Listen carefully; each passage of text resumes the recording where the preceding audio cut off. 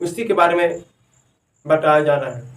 Chapter में बता रहे इसमें आप पैटर्न क्या है, एग्जाम के पैटर्न में क्या है, इसी के बारे में हम जानेंगे कि एग्जाम के पैटर्न में क्या है। तो एग्जाम के पैटर्न में क्या है, एग्जाम का पैटर्न है, एग्जाम का पैटर्न में क्या है उसी के बारे में जानकारी क्या है।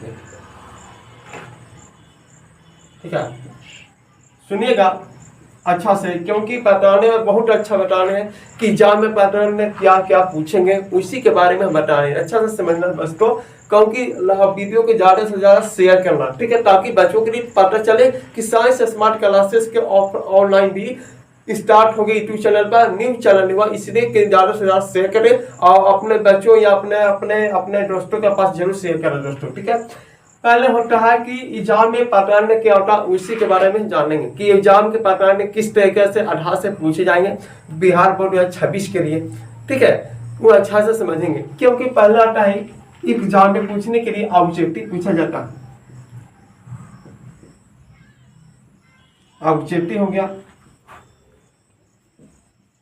शॉर्ट पूछे जाएंगे और लॉन्ग पूछेंगे, क्योंकि इस चीज होते हैं, तीन चीज होते हैं एग्जाम का पैटर्न में होता है, तीन चीज से पुकारे जाते हैं, एक ऑब्जेक्टिव हुआ, शॉर्ट हो गया और लॉन्ग हो गया। ठीक है, लॉन्ग हो गया। अब शॉर्ट को हिंदी बोला जाता है वस्तुनिष्ठ प्रश्न, क्या बोलता है,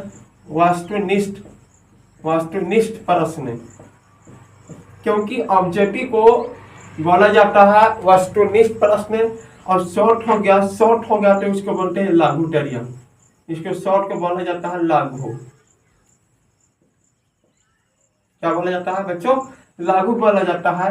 अगर लॉन्ग को बोला जाता है तो लॉन्ग को दिल उतरिया बोलते हैं, दिल उतरिया, क्योंकि लागू टरिया प्रश्न होता है शॉर्ट और लॉन्ग होता है दिल उतरिया। ठीक है, समझिएगा एग्जाम का पैटर्न इसी तरीके से पूछे जाएंगे। एग्जाम का पैटर्न होता है तीन प्रकार के होता है, ऑब्जेक्टिव हुआ, शॉर्ट में पूछे जाएंगे और लॉन्ग में पूछे जाएंगे, क्योंकि आप बताएंगे कि ऑब्जेक्टिव को वस्तुनिष्ठ प्रश्न कहा जाता है, शॉर्ट को बोलते हैं लागू उतरिय प्रश्न बोला जाता है, और लॉन्ग क्वेश्चन को बोला दिल प्रश्न, दिल उतरिय प्रश्न बोला जाता है। ठीक है, अब एग्जाम में कितना कितना मार्क्स के पूछे जाते हैं वो बताएंगे। देखिए ये है 1 मार्क्स का, कितना नंबर का, 1 मार्क्स, 1 मार्क्स, 1 मार्क्स को पूछे जाते हैं वस्तुनिष्ठ प्रश्न। इसमें पूछा जाता है 2 मार्क्स का, 2 मार्क्स के प्रश्न पूछे जाते हैं शॉर्ट वीडियो में, शॉर्ट लागू उतारी प्रश्न। अब इसमें 5 मार्क्स के पूछे जाते हैं, कितने मार्क्स के पूछे जाते हैं बच्चे, 5 मार्क्स के पूछे जाते हैं, क्योंकि लॉन्ग को बोलते हैं दिल उतरी प्रश्न, दिल उतरी प्रश्न होता है 5 मार्क्स के पूछे जाते हैं।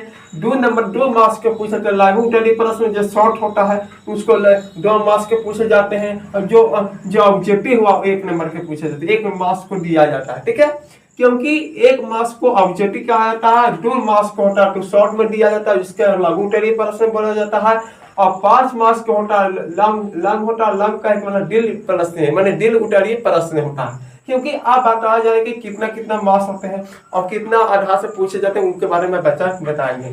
क्योंकि बच्चे प्यारे बच्चे ध्यान से देखिएगा, क्योंकि इसमें अगर आपको एग्जाम में 100 में से बनाना उत्तर देना 50 को, ऑब्जेक्टिव वस्तुनिष्ठ प्रश्न के बताया जा रहा है 1 नंबर का मार्क्स को 100 ऑब्जेक्टिव में से 50 ऑब्जेक्टिव को जवाब देना है। क्या देना है, 100 में से 50 ऑब्जेक्टिव को जवाब देना है।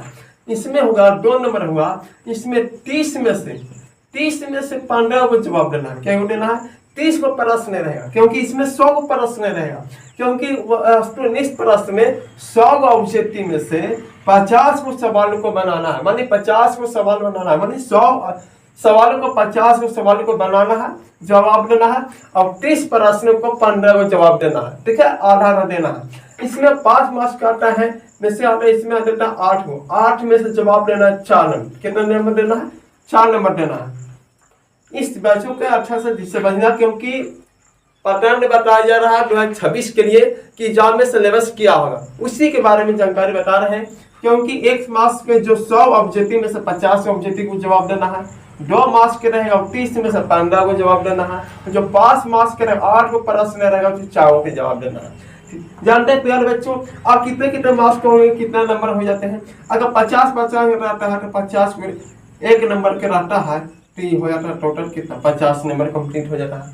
अगर 1 नंबर के है 50 में सवाल बना देंगे 1 नंबर तो इसका कंप्लीट हो जाएगा कितना ऑब्जेक्टिव में 50 नंबर यहाँ से कंप्लीट हो जाएगा। अगर इसमें 50 अगर 30 प्रश्न से अगर 30 प्रश्न को 15 प्रश्नों को जवाब दिए तो 2 मार्क्स के, तो 15 और 30 नंबर मार्क्स हो गया, ये 50 मार्क्स हो गया, ये हो गया 30 मार्क्स, तो कितना हो गया 50 और 30 कितना 80 नंबर हो गया। अब 80 में से इसमें से जवाब 8 प्रश्न से 4 प्रश्न को जवाब देना है तो कितना मार्क्स के हैं 5 नंबर के, 5 के 20 मार्क्स इधर, क्योंकि 20 मार्क्स हो गया। कितना मार्क्स हो गया बाबू, क्या कितना हो गया प्यारे बच्चे 20 मार्क्स हो गया। क्योंकि अच्छा से समझना, क्योंकि बहुत अच्छा से बता रहे हैं 100 प्रश्न में से 50 प्रश्न को जवाब देना है, 1 मार्क्स को 50 गुना के 50 नंबर ये से कंप्लीट हो जाए। अब शॉर्ट में 2 मार्क्स का होता है 30 प्रश्न से 15 30 में से 15 सवाल को बनाएंगे 2 नंबर के रहेगा तो 15 और 30 नंबर मार्क्स कंप्लीट हो जाएगा। 9 की ऊंचा बनाएंगे तो 5 नंबर के मार्क्स लगा, तो प्रश्न दिया जाएगा 8 प्रश्न में से 4 प्रश्न को उत्तर देंगे, 4 उत्तर में से 5 है तो 5 का 20 नंबर, तो जोड़ते हैं प्यारे तो 50 और 30 हो गया 80 और 80 20 100। यही सिलेबस होगा 100 मार्क्स को एग्जाम में पूछे जाते हैं। मैथ का एग्जाम में सिलेबस मैथ में मार्क्स पूछे जाते हैं 100 में कैसा है कहाँ से पूछे जाते हैं, जो अच्छा समझना जो 50 का रहता है ऑब्जेक्टिव इसको 1 नंबर 2 नंबर के रहेगा, 30 में से 15 को जवाब देना है और जो 8 को उसमें से 4 को जवाब देना है वो 5 नंबर के मार्क्स रहता है। इस समझिए पहले दोस्तों इस पैटर्न को आधारित पूछे जाते हैं, इस प्रकार से एग्जाम में पूछे जाते हैं और इस प्रकार से पूछे जाएंगे। क्योंकि अगर इस बार सर कितने ऑब्जेक्टिव रहेंगे, क्योंकि 100 में से 50 को जवाब देना है, 30 में से 15 को 30 को जवाब देना है, क्योंकि अब 8 में से 4 को देना है, क्योंकि ये ऑब्जेक्टिव है 100 में रहेगा ऑब्जेक्टिव दिया जाएगा, 50 को बनाना है 100 को नहीं बनाना, 100 में से कम 50 को बनाना है। ठीक है, इसलिए सिलेबस है। ठीक है, अब सिलेबस ज्यादा कहाँ से कहाँ पूछे जाते हैं वो बताया जा रहा है, क्योंकि सिलेबस ज्यादा किस चैप्टर से आधारित बताया, बाकी चैप्टर का नाम बता दिया गया और चैप्टर का नाम बताया गया किस, अब वो बताया किसमें से ज्यादा पूछे जाते हैं, सिलेबस में से किस आधार से उठाया जाता है और किसमें से ज्यादा उठाया जाता है।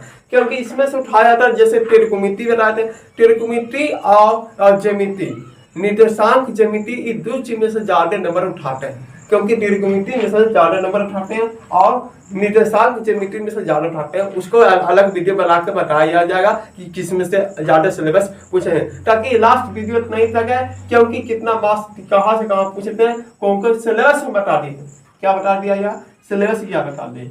अब इतना बता दिया गया सिलेबस क्या होगा इसके बारे में बता दिया गया। अब अच्छा लगा हो तो अच्छा, इस वीडियो को अच्छा लगा हो तो चैनल को सब्सक्राइब करना, लाइक करना, कमेंट करना और अपना दोस्तों के पास शेयर जरूर करना।